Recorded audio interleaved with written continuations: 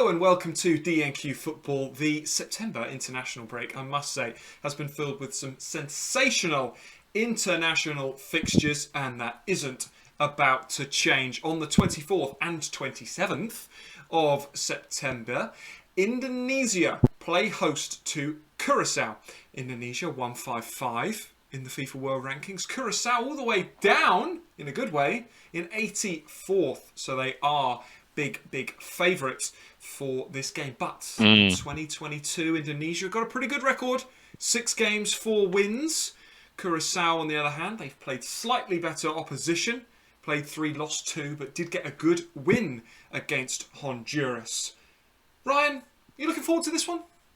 I am, mate. I am. I did some prep pre-call, and within the first 40 seconds of this video, you have nailed basically all the keys, the kind of headline touch points that we were gonna chat through. Nicely done. A wonderful intro. And I think the one thing I want to touch on before we maybe go into this with any sort of too much more detail is what another sensational September international friendly fixture.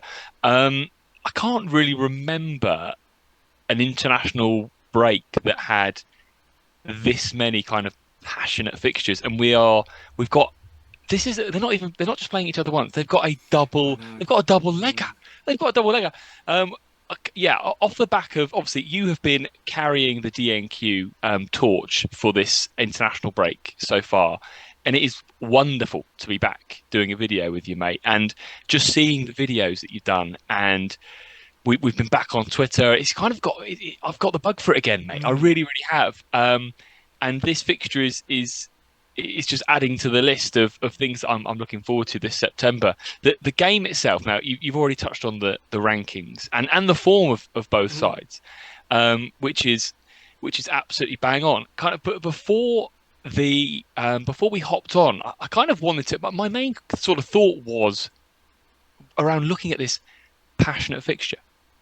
Why? Why are they playing? Why are they playing this kind of double legger?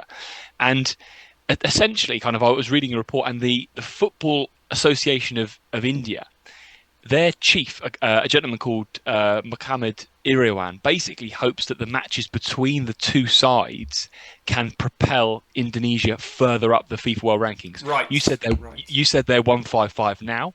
They've gone from, I think it was 179-ish, something like that. It was in the news article. They've gone from 179 to 155, and they are looking to continue to jump up the rankings. He sort of, to quote from the article, we hope we perform our best to elevate our FIFA ranking, as our current ranking is 155. If we win the match, FIFA will calculate our victory and our rank will improve again. And they've got this internal thing with Indonesia where they are trying to play. You mentioned their form, but you highlighted the key point. The success that they've had, they've been playing smaller Asian nations, haven't they? They've played quite a few times against the likes of Timor-Leste. I know that last year they played against the likes of Laos and Myanmar, Cambodia, and they've won the football matches. But if they want to jump the rankings, they're going to have to compete against better teams, and this game against Curacao is the ideal place to start. Just having a look what else the gentleman said. I jotted down a few notes because I thought it was really interesting, because there seems to be quite some intensity about this set of fixtures. He even said that they've brought a full squad, 23 national team players, and he spoke in depth about kind of the intensive training camp that they've gone through in Bandung in West Java for these games. So I think it's something which again adds so much tastiness for me, mate. They're taking this so seriously, and how do you see it? How do you see it going? Is there also, like, is there any detail around this game that I've kind of missed there? No, I don't think so. I think the really kind of interesting point is, you said there Curacao is kind of the ideal place to start, and is it? I suppose that's the question, because how do you? The statement of, if we beat Curacao, we'll go up in the FIFA World Rankings, to me is a bit of a moot point. We'll get on to predictions, broad predictions, because there's 2 games later on. But if you win games, you go up in the rankings is a fairly straightforward point. I understand what he's saying around, if they play Timor-Leste, that's not going to do a huge amount for the sort of coefficient points that they calculate, right? But they are this Curacao side are a decent team. Hey, have you seen the squad that Yeah, they've announced for the game? So yeah. they've got The all usual their big strong suspects. players. Martina, Lachman, the Bakuna brothers, Rolly Bonavacia is in Yeah, there as well. yeah, Yeah, no, it's a strong Curacao. So yeah, no, I did much the same, mate. I read those statements and I was like, I mean, it's easy, it's probably easier said than done, isn't it? Kind of, oh, if we beat them. yes, yeah, yeah. But maybe he's looking at the Curacao form and thinking that then maybe not up to much. Do you see Curacao had lost in a friendly game to Ajax this year? I had Yes. no idea. Well, They'd this is lost. the thing. This Curacao side as well. Indonesia looking to gear themselves up. They've got AFF Championship later this year. They've got AFC Asian Cup as well in 2023. These are, again, AFF less so, but AFC Asian Cup is a big opportunity to play against good quality Asian sides. They will play the likes of Thailand in the AFF, who are a side that they compete closely with, although Thailand have kind of had the edge over recent years. Curacao are also a team on the up, though. We're looking at a national side that is now... The reason why they're losing games is because they're competing in Nations League A. Their defeats this calendar year have come against Honduras and Canada. Yeah.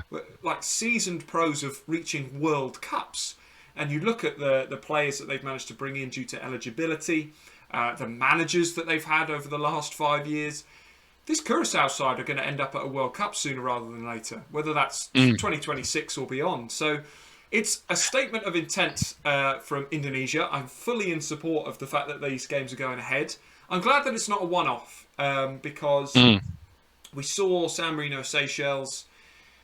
Great 0-0 as far as 0-0s go, but that's a long way to travel for a 0-0. And that's part of the reason why these kind of friendlies aren't always sustainable. But they are there. It's obviously a training camp. There's 2 matches between them. They're proper official friendlies. And all I have to say is, just generally really looking forward to it. But I'm going to give my predictions first, and then you correct me if you feel like I'm Go not on quite then, right. mate. Okay, all right. I'm going to go with a win for Curacao and Yeah. then perhaps a draw.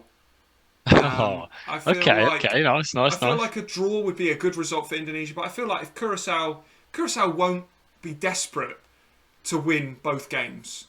They will. They've got the usual suspects there in terms of players, but they'll try new systems. It's a good opportunity for them to play games that they should win, but games where they can try out a few things. Almost like a pre-season for them. They've got Nations League again next March. They'll be hoping to make the Gold Cup. So I do think that they might not kind of dominate in the same way that you would expect them to, and I'm going to go for a Curacao win and perhaps a cheeky draw for Indonesia. That's funny. When I was looking or thinking rather about scores across the 2 games, I had exactly the same thing. I had the first game. I had Curacao winning. This is guesswork, right? Curacao winning 2-0 in game 1, and then I had it. I sort of fancied a 2-2 draw in the second game. Indonesia have got. They've got their squad for the games is strong from their standpoint. There some familiar faces: Irianto, Elkan Baga, Witan Sulaiman, plenty of others.